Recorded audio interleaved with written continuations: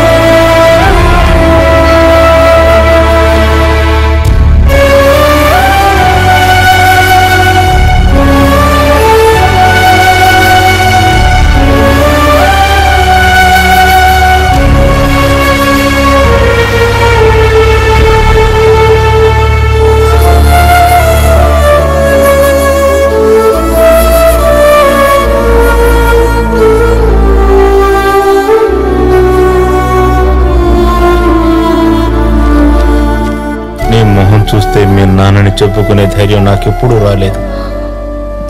ఒకప్పుడు అయిన వాళ్ళందరినీ వదులుకొని నాతో పాటే వచ్చింది మీ అమ్మ. చివరికి నేను తను వదిలేసిన తర్వాత పాలు తాగి పసిపిల్లని నిన్ను వదిలేసి తను ఎక్కడికో వెళ్ళిపోయింది. నేను చేసిన తప్పుకి ప్రతిఫలంగా నేను వెతుక్కుంటూ తిరుగుతూ ఉన్నాను. ఆ అనాథాశ్రమం నుండి నిన్ను పిలుచుకొని వచ్చేటప్పుడు నీ జీవితం ఇలా అవుతుందని అసలు నేను ఊహించలేదు.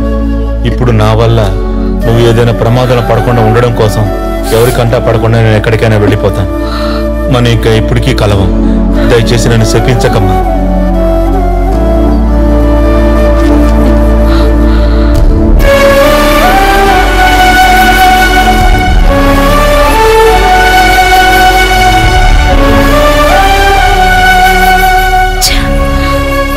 రంగయ్య ఫోన్ తీయడం లేదా?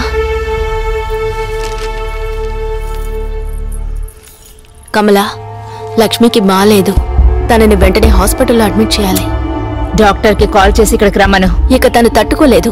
తను ఇక్కడే ఉంటే తన ప్రాణాలకే ప్రమాదం.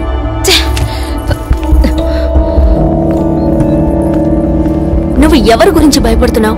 నీకు ఎవరి పర్మిషన్ కావాలి కమలా? చెప్పు. నేను తనని తీసుకెళ్తాను. కుదరదు.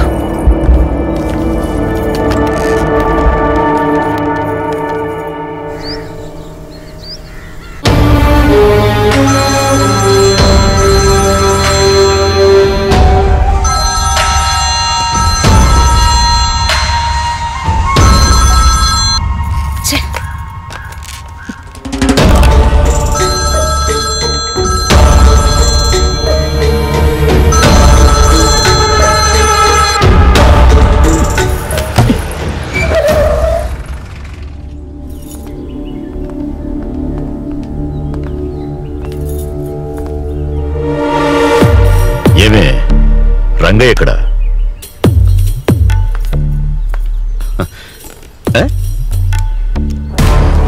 వారెంట్ లేకుండా లోపలికి రాలేవు.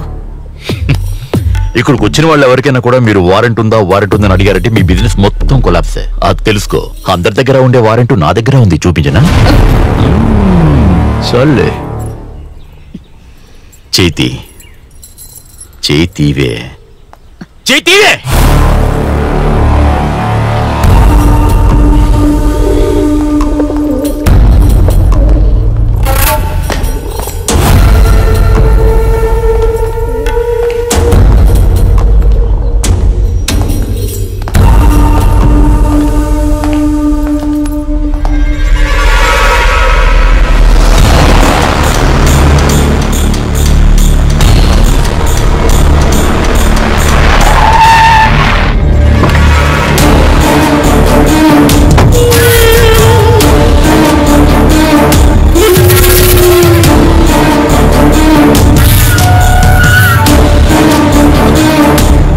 ఆయన లోపల ఉన్నారా?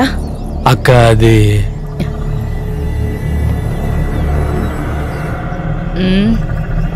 అక్క ఆయన ముఖ్యమైన మీటింగ్ లో ఉన్నారు. బెంగళూరు నుంచి పెద్ద ఆయన వచ్చారు.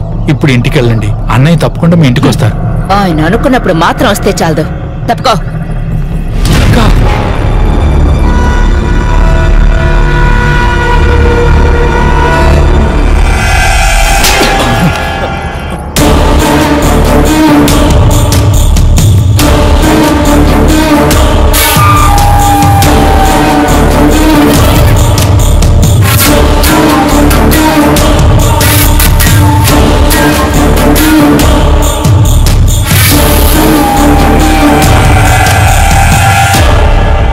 ఫోన్ ఎందుకు అటెండ్ చేయటం లేదు?